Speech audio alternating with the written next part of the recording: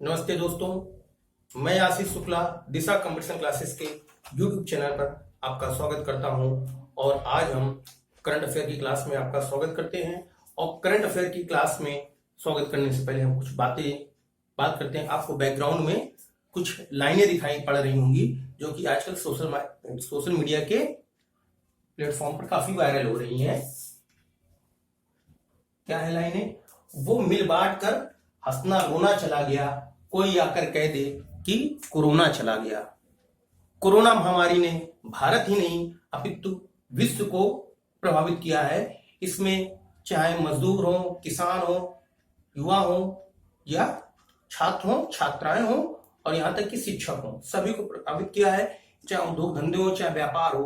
और इस कोविड-19 के कारण निश्चित रूप से छात्रों की पढ़ाई पर सीधा असर पड़ा है, क्योंकि ऑनलाइन में वो उतनी सब रिक्वायरमेंट को फुलफिल नहीं किया जा सकता है जो ऑफलाइन में। लेकिन डिजिटल दुनिया में कहीं ना कहीं ऑनलाइन एक उभरता हुआ माध्यम बन रहा है और इस चेंजमेंट को, इस बदलाव को हमें तहे दिल से स्वीकार करना होगा। और निश्चित ही रूप से अगर इसका सदुपयोग करेंगे तो उसका फायदा मिलेगा, और अगर आप दुरुपयोग करेंगे तो इसका नुकसान होना लाजमी है।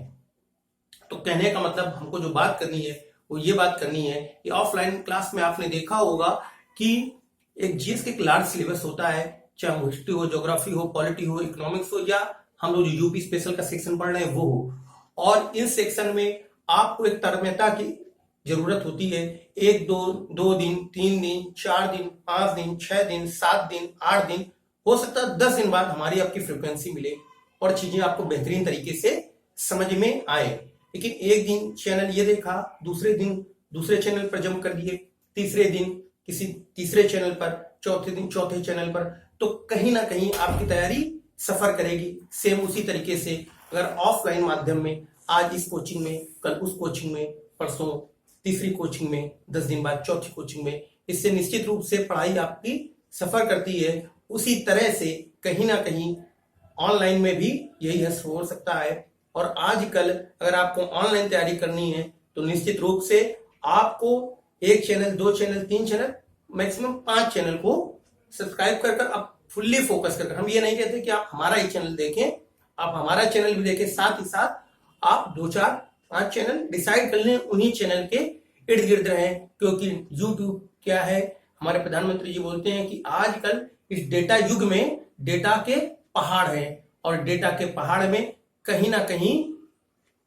उसी गागर में, ठीक है ना, उसी सागर में गागर भरा हुआ है। तो उस सागर में आपको गागर ढूंढना है। इसलिए आपको जो क्रमबद्धता और सीक्वेंस हो, वो इन्हीं चीजों को आप पढ़िए और इस तरीके से आपकी बेहतर तैयारी होगी। कुछ बातें हमको करनी थी क्योंकि कुछ बच्चों ने मुझे पर्सनल व्हाट्सएप पर मैसेज कर इन बातों को कहने के लिए कहा था कि सर कुछ थोड़ा सा मोटिवेट कर दी। तो मोटिवेशन तो नहीं है, मोटिवेशन तो आपके अंदर से उत्पन्न होता है। तो एक मैंने अपनी बात को रखा है और इस पर आप थोड़ा सा विचार करिए। और आज की करंट क्लास इन्हीं बातों के साथ स्टार्ट करने जा रहे हैं, ठीक है ना। और जो कुछ भी सजेशन हो आप कमेंट बॉक्स में कमेंट करिएगा।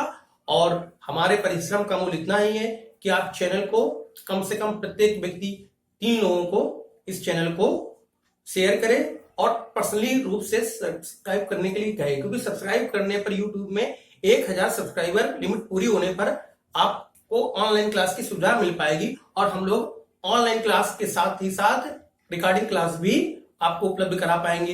इसलिए हम ये कहना चाहते हैं कि जल्द से जल्द आप लोग 1000 सब्सक्राइबर पूरे हों, और जिससे कि हम लोग तुरंत लाइव क्लासेस में आप लोगों के साथ हैं। एक युद्ध अभ्यास का आयोजन किया गया, खोंगजोम युद्ध अभ्यास। खोंगजोम युद्ध अभ्यास में होकर युद्ध उत्सव। ये खोंगजोम जो युद्ध उत्सव है ये किस राज्य में मनाया जाता है? तो ये मनाया जाता है मणिपुर। मणिपुर में खोंगजोम युद्ध उत्सव मनाया जाता है। अब क्वेश्चन पूछाता है इस युद्ध उत्सव से आपको ध्यान रखना है। क्वेश्चन कहेगा खोंगजोम उत्सव, पहला क्वेश्चन, मनाया जाता है। पहला क्वेश्चन, खोंगजोम उत्सव मनाया जाता है। अगला क्वेश्चन, खोंगजोम, ऑप्शन दे देगा आपको त्रिपुरा, ऑप्शन दे देगा असम, ऑप्शन दे देगा मणिपुर, ऑप्शन दे देगा मेघालय। इसका सही आंसर क्या हो जाएगा? खोंगजोम उत्सव मनाया जाता है मणिपुर में। ठीक, अगला इसमें क्वेश्चन बनेगा खोंगजोम उत्सव किस प्रकार का उत्सव है?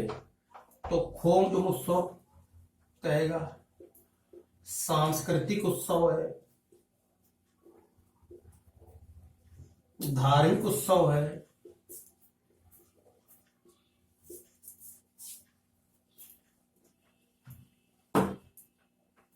युद्ध उत्सव है,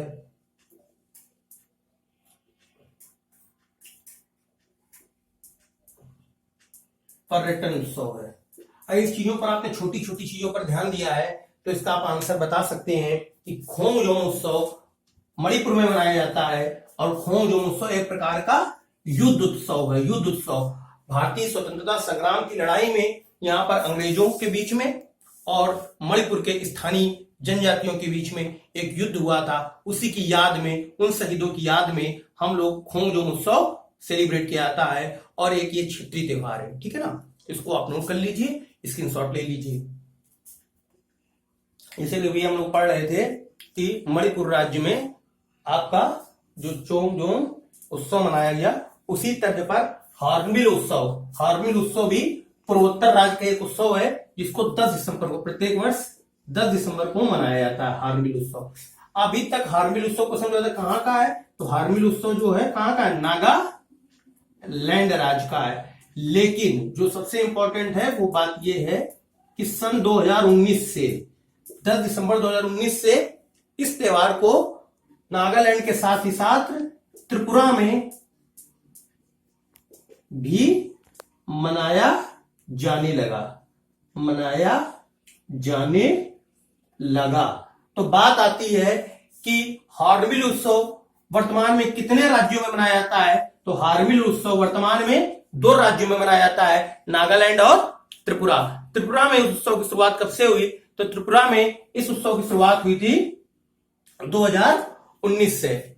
इसके अलावा त्रिपुरा ने अभी हाल ही में एक जनजाति है ब्रू जनजाति को मान्यता दी है। तो क्वेश्चन पूछेगा ब्रू जनजाति किस राज्य की है? तो ब्रू जनजाति त्रिपुरा राज्य की है। 2019 में किस कल्चरल फेस्टिवल का प्रारंभ किया गया? तो 2019 में त्रिपुरा राज्य में हॉर्नबिल उत्सव का प्रारंभ किया गया। इस तरीके से इन सब चीजों को आपको एक कॉपी में नोट्स के तरीके से आपको अच्छे तरीके से विधिवत तरीके से बनाते जाना है और चीजें आपके माइंड मैप में सेट होती जाएंगी। चलिए इसके बाद हम लोग नेक्स्ट क्वेश्चन की ओर बढ़ते हैं। तो नेक्स्ट क्वेश्चन है वो है, देखिए वर्चुअल कोड की शुरुआत किस राज्य में की है? तो वर्चुअल कोड की शुरुआत हरियाणा राज्य से हुई थी। कहां से हुई थी? हरियाणा राज्य से। हरियाणा के गुड़गांव से सर्वप्रथम वर्चुअल कोड की शुरुआत हुई थी। लेकिन वर्चुअल कोड की आंतरिक, इस वर्ड को ध्यान रखना है, आंतरिक शुरुआत किस राज्य से हुई? आंतरिक शुरुआत करने वाला प्रथम राज्य कौन है? वर्चुअल कोड, इसको हम बोल सकते हैं हिंदी में एक तरीके डिजिटल जमाने में, जैसे वर्क, इस कोविड-19 के दौर में वर्क फ्रॉम होम, घर से ही, इस तरीके से वर्चुअल अदालत मतलब आप अपने घर से ही, अपने रूम से ही अदालती कार्रवाई में भाग ले सकते हैं, उसको हम वर्चुअल कोर्ट बोलते हैं। तो वर्चुअल कोर्ट की भारत में सबसे पहले शुरुआत हरियाणा राज्य के गुड़गांव नामक शहर से हुई थी। लेकिन आंतरिक शुरुआत घर के कमरे से शुरुआत करने वाला जो पहला राज्य हो गया, प्रथम राज्य, वो कौन सा है? उत्तर प्रदेश, अपना प्रदेश उत्तर प्रदेश। यूपी की टैगलाइन क्या है? यूपी नहीं देखा तो कुछ नहीं देखा, ठीक है ना? तो यूपी की टैगलाइन, तो आंतरिक शुरुआत हुई थी। इसके अलावा वर्चुअल कोर्ट से क्या फायदा होने वाला है? तो वर्चुअल कोर्ट से फायदा होने वाला है कि अदालती केसों में, इसका फायदा क्या होगा, अदालती केसों के निपटारे में तेजी आएगी। इसका प्रमुख फायदा ये होने वाला है, तेजी आएगी। तो वर्चुअल कोर्ट का जो मुख्य फायदा होना है, इससे अदालती कोर्ट के फैसलों में तेजी आएगी, निपटारे में। तो इसको आप नोट कर लीजिए, नोट करते जाइए। चलिए अब उसके आगे देखते हैं। एक कार्यालय ऐप जारी किया है। तो अभी हाल ही में जो कार्यालय ऐप जारी किया है वो किसने जारी किया है, CISF, central industrial security forces ने ई कार्यालय ऐप जारी किया है। CISF ने, इसका नाम है ई कार्यालय ऐप। इसका फुल फॉर्म क्या होता है, सेंट्रल इंडस्ट्रियल सिक्योरिटी फोर्स। देखिए जो YouTube चैनल है, ये YouTube चैनल कोई एंटरटेनमेंट का तो है नहीं, और दुनिया में सबसे कठिन काम क्या होता है, पढ़ना, और ये पढ़ाई का YouTube चैनल है। तो आप बिल्कुल तन्मयता से इसको देखिए और अंतिम समय तक इस चीज को देखते रहिए, ठीक है ना, कंटिन्यू तरीके से, ठीक है ना। तो सेंट्रल इंडस्ट्रियल फोर्स, इसका गठन 1969 में हुआ था, और अब रटना नहीं है इसको। 2019 में इसको कितने साल हो गए, 50 साल पूरे हो गए। तो 50 साल पुराना ये पैरामिलिट्री फोर्स है। परीक्षा में पूछ सकता है कि CISF की स्थापना कब हुई थी। CISF की स्थापना 1969 में हुई थी। अभी हाल ही में या पिछले वर्ष कौन से सैन्य संगठन ने अपने स्थापना के 50 वर्ष पूरे कर लिए हैं, तो सैन्य संगठन कौन सा हो जाएगा, CISF हो जाएगा, सेंट्रल इंडस्ट्रियल फोर्स। इसके जो वर्तमान चीफ हेड है वो राजीव रंजन है। हालांकि इंपॉर्टेंट नहीं है, चीफ हेड नहीं पूछता है, ठीक है ना। वो यूट्यूब चैनल वाले मुख्यमंत्री, राज्यपाल और क्या क्या सब बताते रहते हैं, ठीक है ना। तो गार्बेज इन, कंप्यूटर में शब्दावली होती है गार्बेज इन गार्बेज आउट। दिमाग में कूड़ा डालोगे तो बाहर कूड़ा निकालोगे। तो आपको अपने दिमाग में फालतू की मेमोरी चीजें करके, जिससे मोबाइल में मेमोरी ज्यादा हो जाती है ना, तो मोबाइल क्या हो जाता है, हैंग हो जाता है। उसी तरीके से अगर आप फालतू की कचरा डालेंगे तो आपका भी दिमाग हैंग कर जाएगा। तो अपने दिमाग को सुरक्षित रखिए, सेव रहिए, स्टे एट योर होम रहिए, ठीक है ना। तो जितना मैं बताऊं उतना ही आपको करना है। अगला देखिए, ब्लैक पिच युद्ध अभ्यास।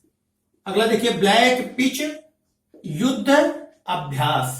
जो ब्लैक पिच युद्ध अभ्यास है, ये भारतीय वायुसेना की युद्ध अभ्यास है, और इसका आयोजन प्रत्येक 2 वर्ष में होता है। पिछला जो आयोजन हुआ था वो 2018 में हुआ था, और 2020 में कोविड-19 जैसी महामारी के कारण इस युद्ध अभ्यास को समाप्त कर दिया गया है, पोस्टपोन कर दिया गया है। अब अगला युद्ध अभ्यास 2022 में आयोजित होगा। और ये किन 2 देशों के बीच में होता है ब्लैक पिच युद्ध अभ्यास, तो भारत और ऑस्ट्रेलिया के बीच में होता है। ये जुलाई से अगस्त के बीच में प्रस्तावित था। वो डेट इंपॉर्टेंट रखना का इशू नहीं है, रखना चाहते 20 दिवसीय युद्ध अभ्यास था, 24 जुलाई से 14 अगस्त। तो वो डेट याद करने से वीडियो लंबा भी हो जाता है और उसका एग्जाम में कोई यूज भी नहीं है। तो कौन सा युद्ध अभ्यास है, तो वायुसेना का युद्ध अभ्यास है, बैटल एक्सरसाइज है, युद्ध अभ्यास, ठीक है ना। किसके बीच में आयोजित होता है, भारत और ऑस्ट्रेलिया के मध्य द्विवर्षीय युद्ध अभ्यास है। प्रत्येक 2 वर्ष में आयोजित होने वाला 2 वर्षीय युद्ध अभ्यास, 2 वर्ष में।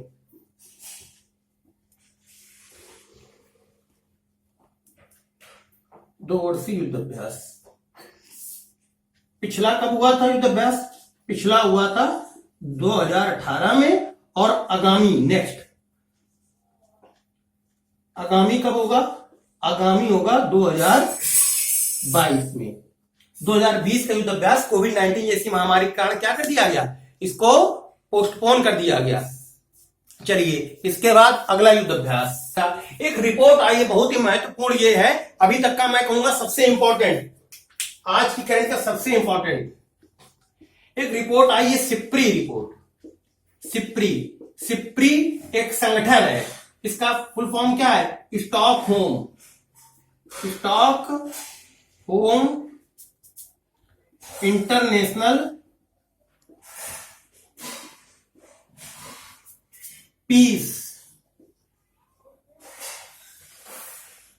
And research institute. सिप्री की रिपोर्ट में बताया गया है कि दुनिया में हथियारों की खरीदारी करने में कौन सा देश उच्च स्थान पर है, प्रथम स्थान पर है, और कौन सा देश निम्न स्थान पर है। तो निम्न स्थान तो आपसे नहीं पूछा जाएगा, जो आपसे पूछा जाएगा तो सिप्री की रिपोर्ट में भारत की क्या पोजीशन है। तो सिप्री की रिपोर्ट में भारत दुनिया में हथियार खरीदने वाले देशों की संख्या में तीसरे नंबर का देश है, और पहले नंबर पर कौन है, पहले नंबर पर दुनिया का मास्टरमाइंड देश यूएसए है। तो फर्स्ट पोजीशन में कहा था रैंक में आपको, बस फर्स्ट पर कौन है, इंडेक्स वाले वीडियो में मैंने आपको बताया कि इंडेक्स को किस तरीके से पढ़ना होता है। तो जस्ट लाइक का इंडेक्स है, आपने ना देखो वीडियो तो इंडेक्स के जाकर सेक्शन में आप उसको, करंट में इंडेक्स के सेक्शन में जाकर आप उसको देख सकते हैं।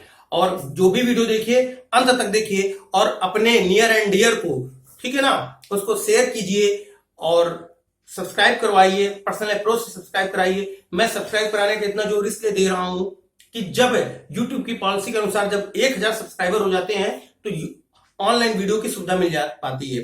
अभी तक जितने भी बच्चों ने सब्सक्राइब किया है वो निश्चित रूप से अपने ऑफलाइन क्लास के स्टूडेंट हैं। अभी ऑफलाइन क्लास के सभी स्टूडेंट ने भी यूट्यूब को सब्सक्राइब नहीं किया है। तो इस तरीके से जो जिनके मिलने वाले हैं तो उनको आप सब्सक्राइब कराइए। ये आपसे हमारी एक रिक्वेस्ट आप मान लीजिए, या बड़े भाई का कहना मान लीजिए, इसको आप करिए। तो तीसरे नंबर पोजीशन किसकी है, इंडिया। इंडिया का स्थान क्या है, तीसरा स्थान है, थर्ड पोजीशन। ये सबसे इंपॉर्टेंट है रिपोर्ट, ठीक है ना, यहां से प्रश्न पूछा जाता है। इसके बाद कंटिन्यू करते हैं। अभी हाल ही में एक नियुक्ति हुई है, अपॉइंटमेंट हुआ है। अपॉइंटमेंट किसका हुआ है, CVC, chief vigilance commissioner, chief vigilance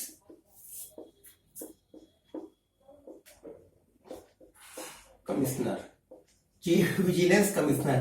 तो आप देखिए जब इंग्लिश पढ़ते हैं तो इंग्लिश में कुछ मिस स्पेल वर्ड आते हैं, उसमें कमिश्नर, ये बहुत फिट क्वेश्चन इसलिए मुझे ऐसी आई, इसको आप देखते रहिए। तो चीफ विजिलेंस कमिश्नर में आप इस बात को गौर करिए, इसका हिंदी क्या होगी, मुख्य सतर्कता आयुक्त। कमिश्नर का मतलब होता है आयुक्त। तो इस पे जो नियुक्ति हुई है वो मिस्टर संजय कोठारी की हुई है, संजय कोठारी। तो संजय कोठारी क्या बने हैं, सीवीसी बने हैं।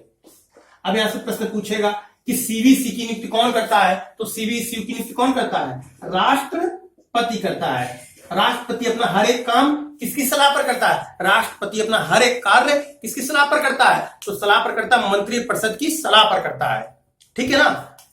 लेकिन न्यायाधीशों की नियुक्ति कोलेजियम की सलाह पर करता है, चाहे हाई कोर्ट हो चाहे सुप्रीम कोर्ट हो, उनके न्यायाधीशों की नियुक्ति कोलेजियम की सलाह पर करता है। जबकि किसी भी, तो आपको आगे मैं पढ़ाऊंगा संविधान में कार्यकारी शक्तियां, एग्जीक्यूटिव पावर। तो कार्यकारी शक्तियों के अंतर्गत किसी भी प्रशासनिक पदों पर जो नियुक्ति होती है, एमटीएस से लेकर पीएम तक की नियुक्ति की जिम्मेदारी किसके अधिकार क्षेत्र में है, वो अधिकार क्षेत्र में राष्ट्रपति के अधिकार क्षेत्र में है। इस बात को आपको ध्यान रखना है, सीबीसी। तो आज के लिए इतने करंट क्वेश्चन के आप प्रॉपर तरीके से नोट्स बना लीजिए, नोट्स बनाकर कंटिन्यू करिए।